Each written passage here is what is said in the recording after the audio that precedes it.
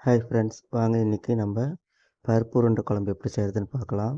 அதுக்கு தேவையான பொருள்: பருப்பு, துவரம் பருப்பு, கடலப்பருப்பு, தேங்காய், புளி, முருங்கைக்கீரை, வெங்காயம், தக்காளி, கொத்தமல்லி, கருவேப்பிலை, பூண்டு, இஞ்சி, பச்சை மிளகாய், சோம்பு,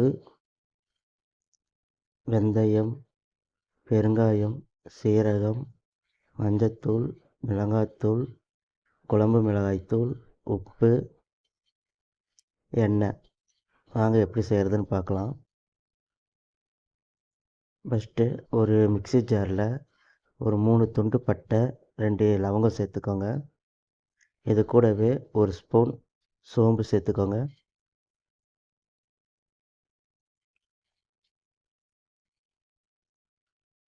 இப்போது இது கூட நம்ம 4 மணி நேரம் ஊற வச்சு கழுவி வச்சுருக்கிற கடலப்பருப்பு 1 டம்ளர், துவரம் பருப்பு 1/2 டம்ளர், இந்த 2 பருப்பையும் 4 மணி நேரம் ஊற வச்சு கழுவி வச்சுருக்கோம். அதை இதோட சேர்த்துக்கலாம்.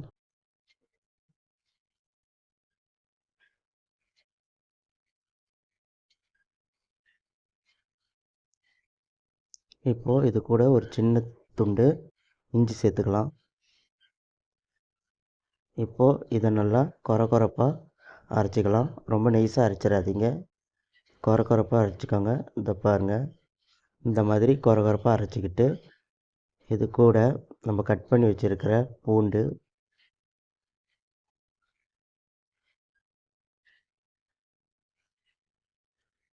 பச்சை மிளகாய், கொத்தமல்லி, பெரிய வெங்காயம் பொடிசாக கட் பண்ணியிருக்கேன், அதை இதில் சேர்த்துக்கலாம்.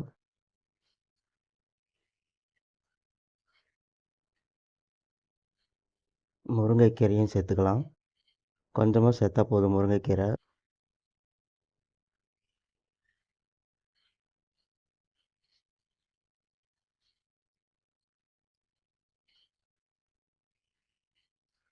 இந்த உருண்டைக்கு தேவையான அளவு உப்பு. இது எல்லாத்தையும் ஒன்றா மிக்ஸ் பண்ணிக்கோங்க.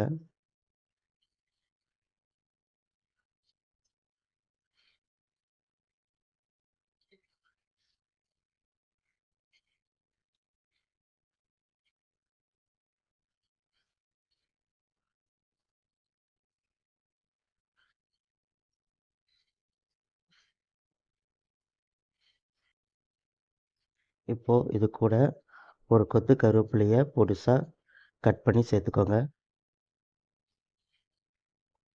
சேர்த்துட்டு நல்லா பிசைஞ்சிக்கோங்க.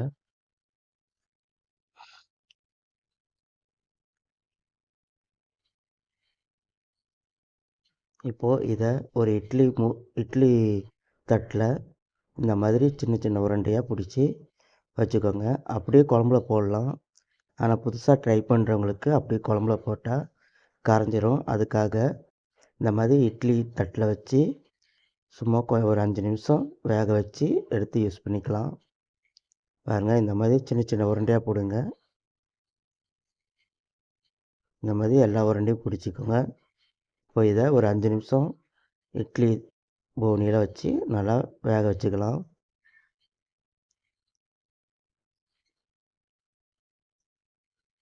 இப்போ வேகட்டும். அதுக்குள்ளே நம்ம கட் பண்ணி வச்சுருக்க தேங்காய், இது கூட ஒரு ஸ்பூன் சோம்பு சேர்த்துக்கோங்க. இது ரெண்டையும் நல்லா பேஸ்ட்டாக அரைச்சிக்கலாம்.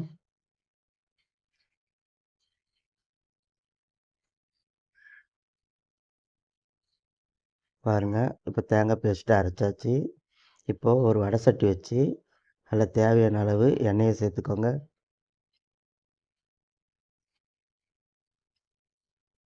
எண்ணெய் நல்லா காயட்டும்.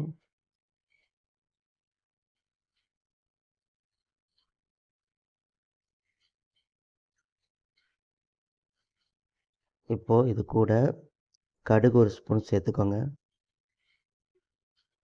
கடுகு பொரியட்டும். இது கூட அரை ஸ்பூன் வெந்தயம் சேர்த்துக்கோங்க. சீரகம், ஒரு அரை ஸ்பூன் வெந்தயம். இது 3 நல்லா பொரியட்டும். இப்போது இது கூட ஒரு கொத்து கருவேப்பிலை சேர்த்துக்கோங்க. இப்போது கட் பண்ணி வச்சுருக்க பூண்டு சேர்த்துக்கோங்க. அப்புறம் வெங்காயத்தையும் சேர்த்துக்கோங்க. இப்போது இது எல்லாத்தையும் நல்லா வதக்கி விடுங்க. வெங்காயம் நல்லா வதங்கட்டும்.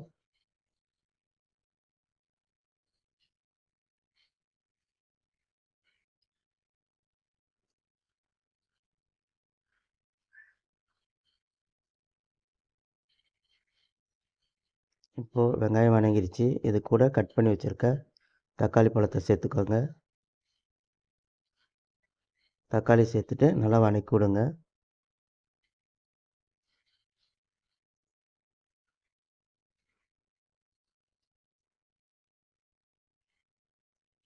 தக்காளி சீக்கிரம் வேகிறதுக்காக கொஞ்சமாக உப்பு சேர்த்துக்கலாம். உப்பு சேர்த்துட்டு வதக்கும்போது தக்காளி சீக்கிரமாக வதங்கிடும். இப்போ நல்லா தக்காளி பழத்தை வதக்கி விடுங்க.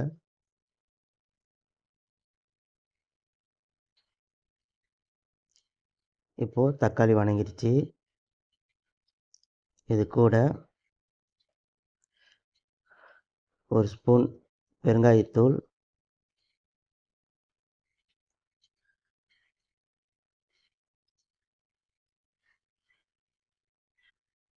மஞ்சத்தூள்,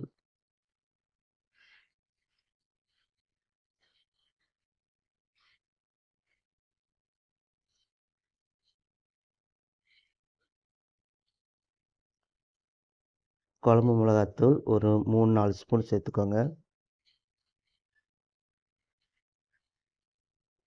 இதை நாங்கள் வீட்டிலே அரைச்சி வச்சுருக்கிறது.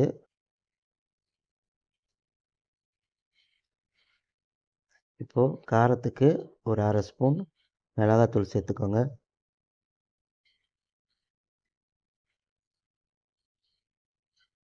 இப்போது இந்த மசாலாவை நல்லா எண்ணெயில் வதக்கி விடுங்க.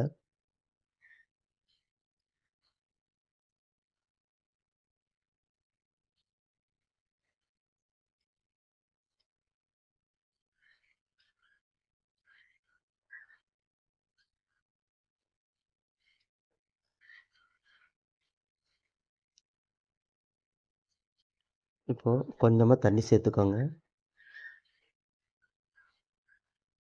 தண்ணி சேர்த்துட்டு நல்லா மிக்ஸ் பண்ணி விடுங்க.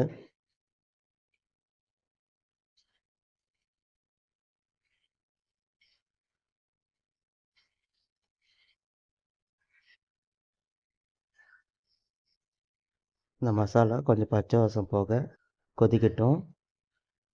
இப்போ கொதிச்சதுக்கப்புறம் நம்ம அரைச்சி வச்சுருக்க தேங்காவை சேர்த்துக்கோங்க.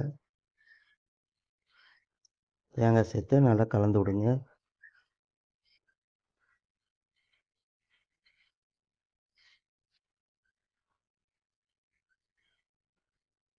கொஞ்சமாக தண்ணி.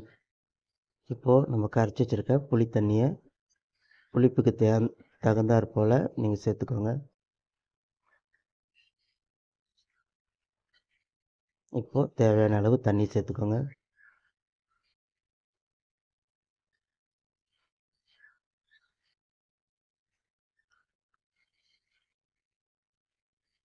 இப்போது குழம்புக்கு தேவையான அளவு உப்பு சேர்த்துக்கோங்க.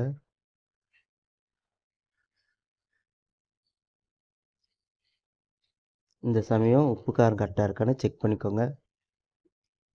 இப்போது குழம்பு நல்லா கொதிக்கட்டும்.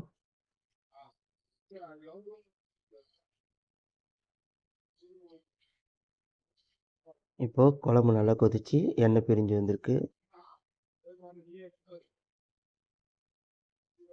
இப்போது நம்ம வேக வச்சுருக்க உருண்டையை ஒவ்வொன்றா சேர்த்துக்கலாம்.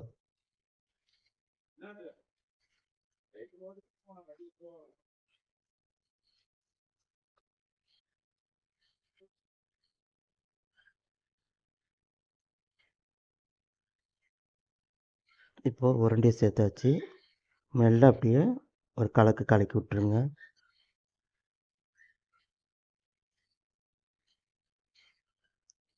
இப்போது இது கூட நம்ம கட் பண்ணி வச்சுருக்க கொத்தமல்லி தழையை சேர்த்துக்கலாம்.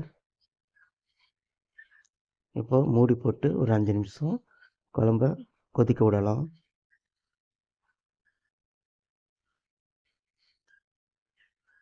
இப்போது குழம்பு கொதிச்சிச்சான்னு பார்க்கலாம். பாருங்கள், இப்போ நம்ம செஞ்ச பருப்பு உருண்டை குழம்பு ரெடி. நீங்களும் வீட்டில் செஞ்சு பார்த்துட்டு எப்படி இருக்குன்னு கமெண்டில் சொல்லுங்கள். ரொம்ப டேஸ்ட்டாக இருக்கும். இப்படி வேக வச்சு போட்டனால உருண்டை பாருங்கள் உடையாமல் முழுசாக இருக்குது. நீங்களும் வீட்டில் ட்ரை பண்ணி பார்த்துட்டு எப்படி இருக்குன்னு கமெண்டில் சொல்லுங்கள். இன்னொரு வீடியோவில் சந்திப்போம். நன்றி மக்களே.